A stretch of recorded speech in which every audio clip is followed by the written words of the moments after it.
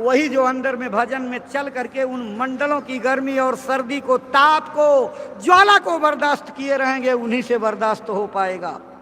इसलिए जल्दी करो, भजन में बैठो सब लोग। अगर गांव में 25-50 सत्संगी हो तो सब लोग एक जगह बना लो और बना करके भजन केंद्र की स्थापना करके रोज भजन करो। यही विपत्तियों से बचने का एकमात्र उपाय है। और सबको अपनी विपत्तियों को दूर करने के लिए भगवान के सच्चे भजन का इरादा पक्का बनाना पड़ेगा।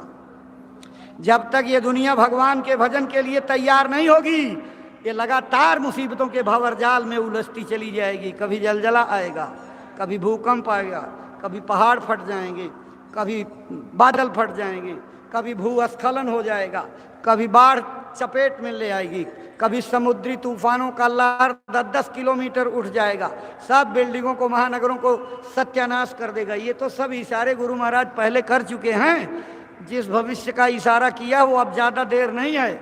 आपके कर्मों की बदौलत ये मुसीबत आने वाली है। इसलिए हे भाई बहनों, हाथ जोड़ करके आपके चरणों पर मस्तक रख करके कहते हैं कि नई दुनिया बनाने के लिए तैयार हो जाओ। ये विकारों की दुनिया और इनके गुणों को सीखने में जो समय गंवा रहे हो, इसको बंद करो। सत्संगी बनो, सत्संगी। सत्संगी दिखाने के लिए नहीं, असली सत्संगी बनो।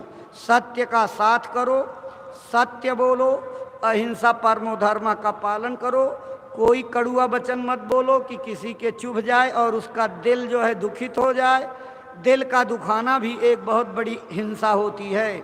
इसलिए सदाचार का वातावरण कायम करो, एक दूसरे काम आओ, मनुष्य मनुष्य की मदद करे और सबके अंदर भगवान का वास है, यही समझ करके हर प्रकार की छुआछूत को दूर करो। लेकिन कर्मों की छुआछूत तो नहीं जाएगी। कर्मों की छुआछूत पहले कायम थी, वो अब भी रहेगी, लेकिन जातियों की छुआछूत का जहर जो फैला दिया, इससे समाज टूटने के कगार। आज समाज के संकीर्ण विचारधारा के लोग कहाँ पहुँच गए? अपने महापुरुषों को जो मानवता के थे, सारी समाज के थे, उनको घसीट करके जबरदस्ती अपनी जाति के दायरे में ले आकर के खड़ा किया कि हमारी जात के ये महापुरुष थे। बहुत बड़ी गलती आपने की है। जो समग्र मानवता के महापुरुष थे, उनके ऊपर जाति का लेबल लगा करके ला करके कूड़े कचड़े के ढेर पर, ग्राम समाज की जमीन पर खड़ा करके उनके स्तर को, महिमा को घटा दिया है आपने। कितनी बड़ी गलती की। वो तो सबके थे कि अपनी अपनी जातियों का बंटवारा, हमारी जात के, हमारी जात के। बहुत बड़ी नाजुक गलती की है। इसलिए महात्माओं को अपने जातीय छुआछूत में मत घसीटो और समझते हैं। आप उन्हीं महात्माओं की तरफ से सबको अपना समझो। यहाँ कोई पराया नहीं, सब मनुष्य इंसान बना करके भेजे गए हो। क्या लड़ाई झगड़ा करते हो जात के नाम पर, पात के नाम पर, धर्म के नाम पर, मजहब के नाम पर और संप्रदाय के नाम पर, अस्त्र के नाम पर, इलाका के नाम पर, मुल्क के नाम पर। ये सारी लड़ाइयां अज्ञानता के कारण हैं। महाराज जी सुनाया करते हैं, लड़ना झगड़ना इंसानों का नहीं, हैवानों का काम है। क्यों हैवानों का काम करते हो? इंसानों का काम करो।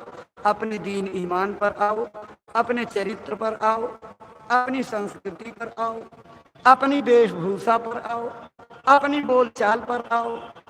अपने शिक्षा को भूलोगे आगे नहीं कर सकते। राम राज्य लाने का सपना साकार करना है। राम राज्य लाने के सपने को साकार करने के लिए गांव-गांव गोद लेकर के शाकाहारी नशा मुक्ति का प्रचार करके लोगों को भजनानंदी बनाने का अभियान चलाना है। ये दरबार का हुक्म है। इसी हुक्म के पालन से आपकी भक्ति पूरी होगी। और आप इसको साइड में डाल देते हो। गोद रखने का हुक्म हुआ तो रखते नहीं, बस केवल बातों में चर्चे तक रह जाता है। क्या करेगा आपका होगा? आदेश पालन की आदत बनाओ। हर आदेश को बजाएंगे चाहे जैसे हो।